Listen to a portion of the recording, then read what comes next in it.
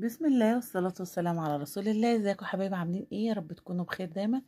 النهارده بقى كده فيديو جديد، يا رب يعجبكم. هنعمل مع بعض كده العيش اللي برده، العيش الفلاحي. قمت كده من النوم ما لقيتش عيش عندي، فقلت ايه اعمل كده ايه كيلو دقيق او كيلو ونص. فجبت كده كيلو ونص دقيق، ومعايا هنا رده، ومعايا ملح وخميرة ومعلقة سكر ومية دافية للعجن. بسيط جدا ومش بياخد منك وقت، وحلو جدا، وممكن تعمليه على البوتاجاز. بس انا بصراحة عملته في فرن الغاز عشان انجز وكده، عشان كنت عاملة كمية زي ما انتوا شايفين. انا مش هحط الدقيق كله، بس انا عملت كيلو ونص. طلعوا ما شاء الله ما شاء الله كتير، فحلو جدا وبينجز لو مش عندك عيش او اي حاجة من دي. بيبقى طعمه حلو جدا وحاجة نظيفة كده في البيت. حطيت كده في بولة دقيق، وحطيت الملح والسكر وكمان الخميرة، وهرش رشة من الردة، وهسيب الباقي عشان هفرد بيها العجين. هعجن بقى كويس بالمية الدافية، وبعد كده هسيبه يخمر ساعة ساعتين حسب ما يخمر. طبعا الدنيا حر فهيخمر بسرعة جدا. هبدأ كده أعجن العجين بتاعي و نعجنه كويس عشان تطلع العجينة كويسة. اهو زي ما انتوا شايفين كده، طريقته بسيطة جدا ومفيهوش اي حاجة. تنسوش اللايك والاشتراك في القناة لو مش مشتركين، وتفعيل زر الجرس عشان يوصلكم مني كل جديد انا بنزله. هنزل كده بالمية الدافية واحدة واحدة لحد ما العجينة معايا تلم كويس، حسب بقى ما ياخد معاكي. هو اخد مني 2 من دول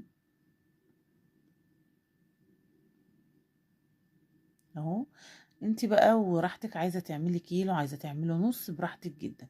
بس الكيلو ونص طلعوا معايا كمية كبيرة ما شاء الله. اكلنا يعني اكلنا اللي اكلناه، والباقي حطيته في الفريزر بسحب منه لما اعوز. اهو كده زي ما انتوا شايفين. العجينة لسه بتلزق شوية، هحط لها رشة من الدقيق، وبعد كده هلمها واسيبها تخمر ساعة. اهو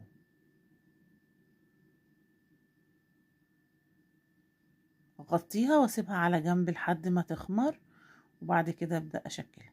ما شاء الله خمرت كده وملت البولة.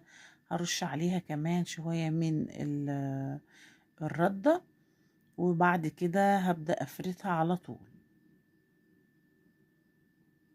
اهو معايا صينية برضو هفرد عليها الردة كده، علشان اقطعها عليها عشان ما تلزقش في الصينية.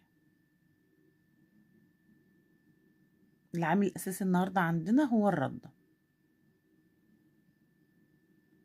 هبدأ اقطع بقى العجين وعلى شكل كور، وارصه في الصينية على الردة دي، علشان اسيبه كمان مرة يخمر، وبعد كده ابدأ اشتغل فيه. اهو تعمليه بقى الحجم اللي انت عايزاه، عايزاها كور رغيف صغير او رغيف كبير براحتك. انا عملت وسط كده حلو، ولا كبير ولا صغير. طلع مظبوط وحلو جدا. اهو زي ما انتوا شايفين كده، الحجم اللي انت عايزاه. هخلص كل الكمية اللي معايا. وطبعا العجينة لازم تطلع كده ايه، يعني فيها نسبة من التلزيق كده شوية، علشان يطلع معاكي كويس. اهو خلصته كده كله وغطيته يرتاح، وبعد كده ابدأ اشتغل فيه. دي الكمية اللي عملتها. هفرد برضو كده ردة على الرخامة، وبعد كده هبدأ اشتغل على طول. اهو هفرد بقى عادي. و انا هنا بوريكم كده هفرد كده على الرخامة، يعني كذا رغيف، وبعد كده بطلع افرده قدام الفرن طبعا عشان اخبز على طول.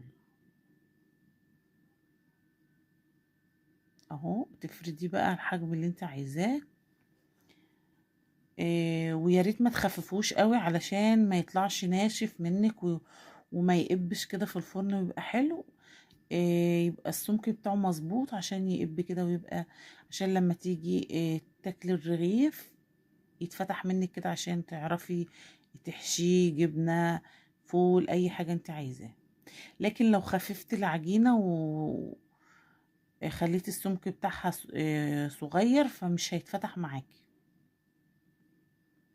اهو هنفرده كده، ومع كل فردة رشة ردة. وبعد كده هركنه على جنب، اعمل معاك واحد كمان، وبعد كده هطلع اسويه على طول فوق، وبقية العجين بكمله قدام الفرن. لازم ترشي كده الردة، طبعا الردة صحية، فهو بيبقى عيش الردة او عيش بالردة. اهو نفرد كده و تظبطي كده الرغيف عشان يطلع معاكي مدور وحلو. طريقته بسيطة جدا وما فيهوش اي حاجة، وتعمليه في اي وقت طبعا.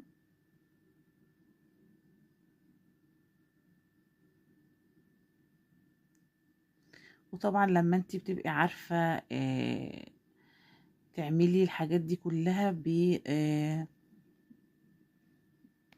بتنجزي في اي حاجة. لو ما عندكيش عيش لو كده فبتعملي على طول في البيت.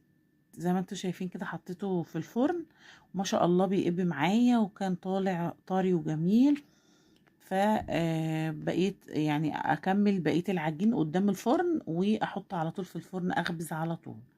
زي ما انتوا كده شايفين بيقب كده اهو ما شاء الله، ويطالع تحفة اهو، يفتح النفس. عايز بقى كده شوية بامية ولا شوية ملوخية. ده كان الفيديو بتاعنا النهاردة، يا رب يكون عجبكم اهو.